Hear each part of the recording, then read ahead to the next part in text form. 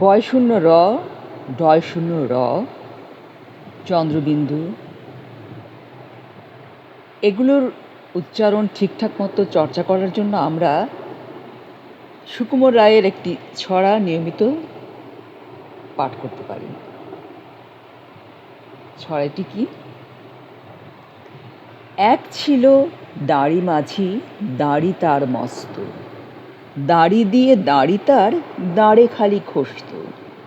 সেই দাঁড়ে একদিন দাঁড় কাক দাঁড়ালো, কাকড়ার দাঁড়া দিয়ে দাড়ি তারে তাড়ালো।